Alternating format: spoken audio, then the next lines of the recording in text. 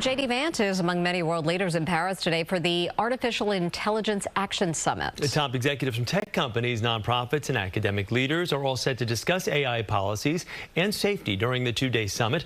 Moments ago, Vice President Vance spoke at the summit about the Trump administration's discretion to avoid overregulation of AI. We believe that excessive regulation of the AI sector could kill a transformative industry just as it's taking off. And we'll make every effort to encourage pro-growth AI policies. And I like to see that deregulatory flavor making its way into a lot of the conversations this conference. Joining us now is Michelle Castillo, tech journalist and president of TIWWG, an editorial production and media consultant firm. Welcome. Thanks for having me this morning. So let's start with what the vice president said. For AI to really take off, does there need to be less regulation? Now, this is a really interesting stance that I think a lot of Americans and the rest of the world have been waiting for. One of the things from this AI summit, which is an annual summit that has happened in the UK and in South Korea before, was they want to get a bellwether on where all the countries were with AI development. And in the past, people have been a little bit more hesitant, a little worried about advancements in AI and ethical concerns. This year, they really want to see where the Trump administration has stood. Elon Musk, one of the advisors for Trump, has been very cautious about AI, said that he believes in regulation, while other advisors to Trump and supporters, including Mark Andreessen, have been in favor of less regulation. And now, with J.D. Vance's statement, we have a clear picture. Vance believes, and the Trump administration, that there should be less regulation. This should encourage more development of AI in the U.S. and make it more competitive to create that one system that will really revolutionize how we do our work. But there are concerns, of course, about that, ethical concerns. There are concerns that it might develop too fast and that it may become more intelligent than humans.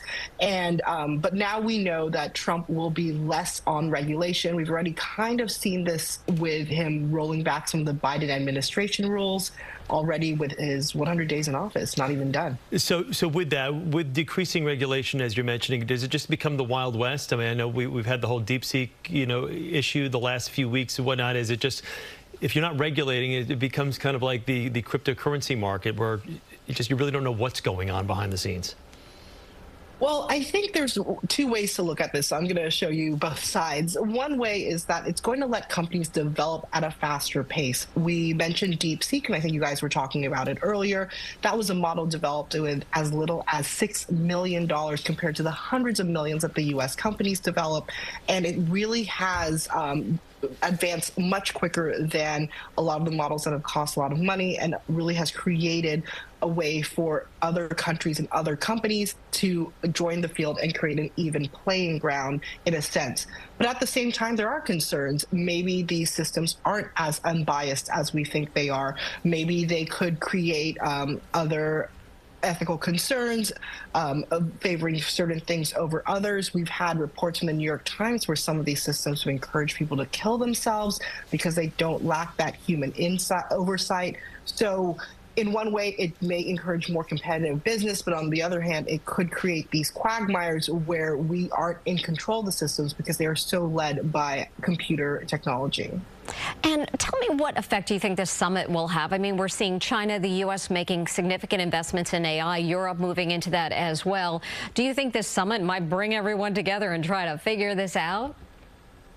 You know, it is an interesting question. They do think that there is some room for the U.S., China, and other countries to negotiate and talk more about lessening regulations as other countries bring in their own AI systems to other countries. But already we're seeing some divisive natures. There was an AI summit declaration that was notably not signed by the U.S. and the U.K. To date.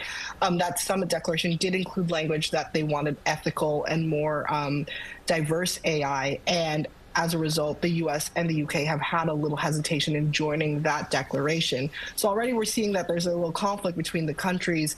I don't know if we're going to get anything resolved at this point, but I do think that this is a good place for conversations to start. Michelle, for the layman out there who hears all this talk of AI and is like, I just don't get it, and should it be a little scary to some people, especially those who really have no idea what this whole AI is capable of doing? You know, there are ways that AI has helped already in our lives. It has improved customer service. It allows people to work remotely. It can speed up processes faster than humans can work. And that is a good thing. I mean, that is the advancement of technology. It's here to help us. But at the same time, there are concerns. Is it taking people's jobs because AI can do things faster than humans could ever do? Is it thinking about things critically and including biases that we might be more aware of? So while there is places for us to embrace AI and really advancements in technology, there should still be some pause for concern as we still sort out this technology. During the AI Summit, the head of Google's DeepSeek, Demis Hassabis, had mentioned that he thinks in 5 years, AI could be more intelligent than humans themselves. And that's not that far away. We have other leaders, including OpenAI Sam Altman, who said it could happen this year or even next year. He's also on the summit as well. So we should embrace it, but be a little cautious about it. Michelle Castillo, tech journalist and president of TIWWG, an editorial production and media consultant firm. Thank you very much for joining us. Thank you.